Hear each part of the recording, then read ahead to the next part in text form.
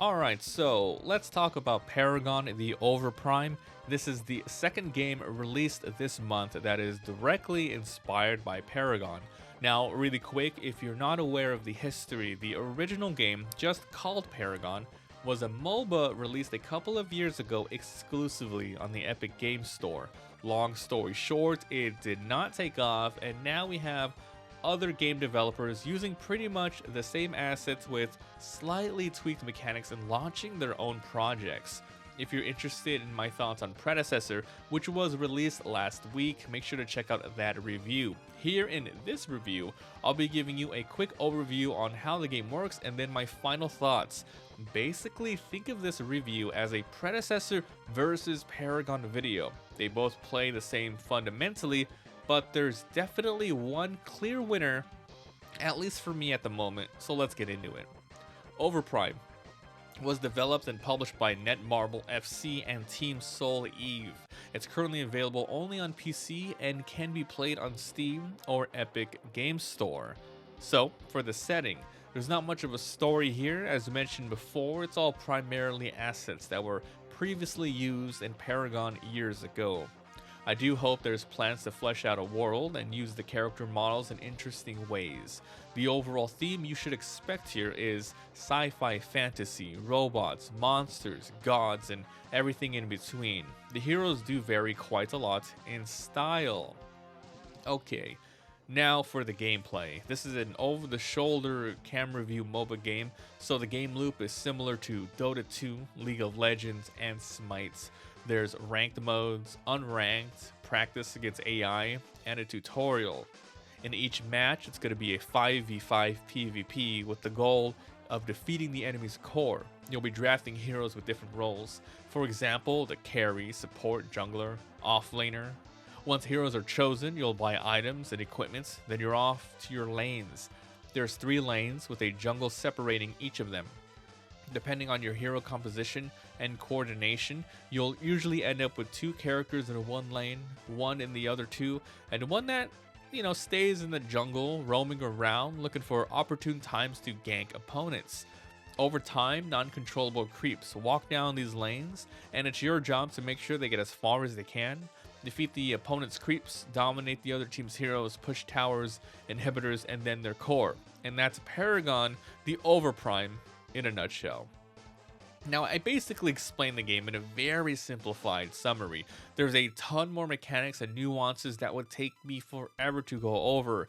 This is part of the MOBA genre, so it's very, very knowledge-based. But if you are an experienced MOBA player, then you'll have no problem understanding the game flow, how to fight, back off, creep kill, jungle timings, pushings, etc. But now, let's get into the Predecessor versus Paragon and which one I would play. Now, really quick guys, it's really important to remember this. I am reviewing both these 2 games at the time of launch, so many things will be changed, balanced, and implemented in the couple of months. And of course, this is just one guy's opinion. I highly recommend you guys look up other Paragon and Predecessor videos and make your own decision as well. Take this review with a grain of salt, just my opinion. So let's start with the pricing. Paragon is free to play. Their monetization model currently comes from their skins that you can purchase. These have no bearing on gameplay and are just cosmetic. There's also the heroes that you have to buy. Like most free-to-play MOBAs, there are rotating heroes that you can play with but have to use real money to unlock them permanently, or you can grind it out for weeks getting them one by one. I think each hero would be around $10 US, and if you were to play free-to-play to unlock them, it should take you around a week, maybe week and a half to get a hero if you play consistently doing the daily quest, weekly quest, and I think you get a little bit of money even for each match, whether you win or lose. Predecessor, on the other hand, is pay to play right now. They plan to make it free to play at a much later date. It's like $10. You have access to all the heroes right away, and the first wave of them, like 5 or so, will be free if you purchase the game now. Let's talk about the different modes the game has. Predecessor has only unranked with a basic free practice mode. Paragon has a tutorial that teaches you the ropes of MOBAs and the specific mechanics here. It's not 100% done yet, but it's nice for new players. There's unranked, matches against bots, and ranked. Yeah. However, to play ranked, it's locked behind 2 requirements. You have to have a decent level account, and you have to have a certain amount of heroes unlocked. So pretty much you're either paying right away to unlock ranked, or wait weeks and weeks in free to play. This really sucks, and they should have just made it an account level requirement with, rotating heroes being used if you don't have enough in ranked. How's the hero value and diversity? Well, both games are using the same models and thus primarily the same animations, attacks, skills, and ultimates. Heroes are even named the same and play the same way for the most part. Both games have around 20 to 25 heroes, but I do have to give Predecessor the edge here in hero mechanics and progression. Predecessor has all the same skills that Paragon has, but included are talents for each hero, which adds to their depth. Even more, there are crests that you equip before each match. These crests offer stats and skills to roles, so almost any hero, whether they are recommended for a certain role, can essentially still play support, carry, jungler, etc. if they choose and pick that crest. Here in Paragon, it's usually heroes should pick and stick to their role recommendation. Now for the more nitty-gritty mechanics here, Predecessor and Paragon both have the expected 3 lanes to conquer, jungles to farm, gank, all that good stuff. However, Predecessor has a more traditional MOBA-sized map with 2 towers to push to, an inhibitor, which is their, their core. Once you destroy inhibitor, stronger, minions come out, and basically their core, their ancients. Paragon is a much smaller map with 1 tower to push to, then the inhibitor, then a core. I personally enjoy the larger map of Predecessor. For stealth and line of sight, it's pretty important as this is a 3D over-the-shoulder game, not isometric where you can pretty much see everything. Both games here have vertical hills, cliff, and walls to peek around. Predecessor primarily has vision walls and gates, which is semi-transparent, but they block you against the enemy unless they have a ward on the other side. Paragon also has that, but they have invisible pools and tall grass, which you can hide in. This is a really good mechanic. They kill it in terms of stealth and vision mechanics. It's done really well here. I love it in League, and it works really well here in 3D. Both have jungles with creeps to kill for money and different buffs, very similar in that regard. Paragon has teleports, which are new. Basically, there are 4 points on the map where you can teleport between each other. 2 on the far left and right side on the map, and 2 more on the middle left and middle right jungle. So basically, you can travel really fast on an already small map. This is a pretty big topic right now for Paragon fans, as people are kind of split on it from what I can tell. I think myself, I'm in the middle where I don't mind it's there, so far it hasn't been a complete game changer. As mentioned, the map is already small. If it was a larger map, then the impact would feel more greater. Besides, there is an initial cooldown for anyone who can even use them, around 5 minutes or so, and even after that it's used, once again it goes on cooldown for a couple of minutes, so it's not completely abusable. Paragon also has a sprint mechanic, while Predecessor does not. While running, you can tap the shift key, and your character will start charging a sprint meter. Takes around 3 to 5 seconds, and after that, you get a consistent 30 to 50% boost to movements. If an enemy attacks you while you're sprinting, you get rooted. So it's a risk-reward mechanic here. Once again, it's another big topic for Paragon.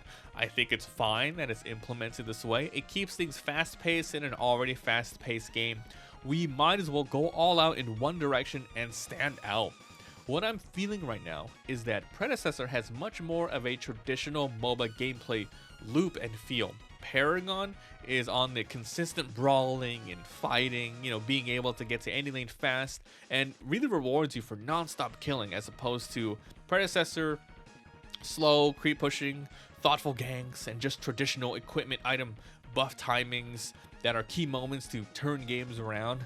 Oddly enough, from my experience, both games, though, quite are different in terms of the action, they kind of both go for around 30 to 45 minutes apiece. Weird.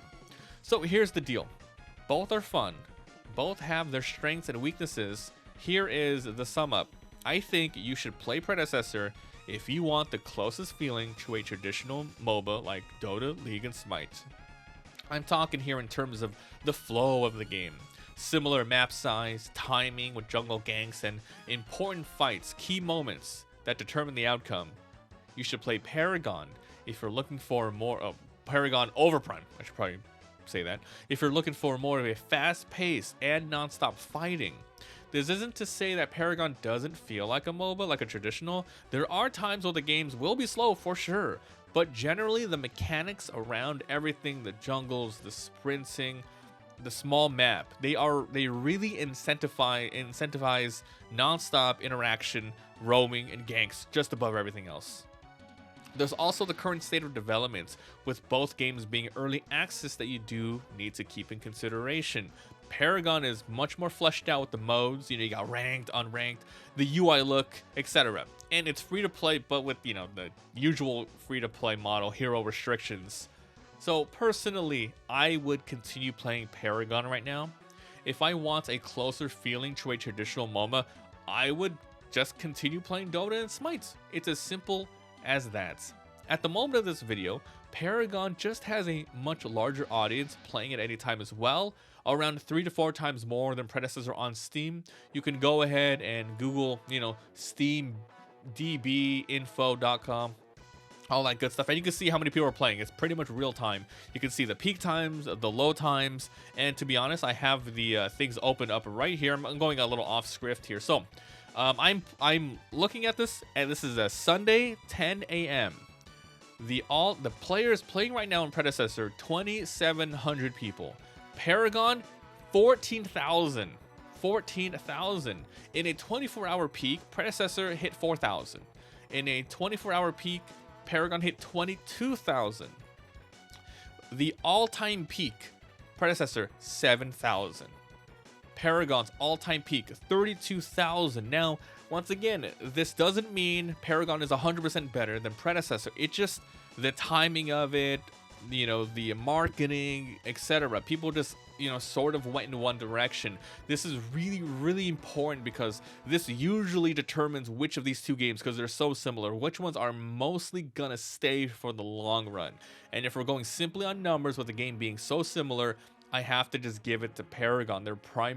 They are most likely going to be staying here, because though games do fall off after weeks and months, every game that comes out, it's going to fall off. Like Predecessor, the first day was 7,000, next day 6,000, the next day 5,800, 5,700, 4,000, 3,300, etc. It slowly goes down, like a couple, like 5%, 10%.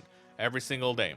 It's gonna happen more Paragon for sure, but at a much slower rate, which gives the Paragon the edge because it's gonna stay here a little bit longer for sure and have a chance to develop and just keep snowballing if they can. So that is it. I feel like Predecessor, it has a good roadmap, but it's just going to take too long to get there. And people are just going to fall off and move to different games. Not even necessarily they're going to fall off Predecessor and play Paragon. That's just how today's landscape is. So many gaming companies are releasing projects daily and vying for your time. It really is tough, but I'd say Paragon Overprime has the best chance to become a mainstay from all of the Paragon-inspired games that have come out. But remember, this is just my opinion. It's still very early on in both games' launch. We'll see if any of them stick around after a month. I'm going to be keeping up with them. But I do think I am going to continue playing Paragon Overprime. I had a lot of fun with it. I guess in a perfect world, if I had it my way, I would combine my favorite mechanics of both Predecessor and Paragon into one. I would keep the sprinting, lose the teleports, use a giant map, keep the crest and talents, use the high grass, etc. It would be awesome to combine both. And that'll be it. If you guys enjoyed, leave a like. It helps a lot. If you haven't already subbed for more reviews, if you haven't seen my Predecessor review, please check that out. And let me know in the comments. I really want to know your guys' opinions. Do you like Predecessor? Do you like Paragon more? Do you think both of them suck? Do you think any of them will stay? What mechanics do you like in one that you don't like in the other? Let us know, because, I might be missing something completely here. I want to know what you guys think. It's just one guy talking, so let me know. And if you are interested in seeing my Predecessor and Paragon matches, I'm uploading them on my Let's Play channel, link down below, and I am of course streaming them on Twitch. Follow me there, Discord, all that good stuff, link in the description. Thank you so much for watching, and I'll see you guys next time. Bye.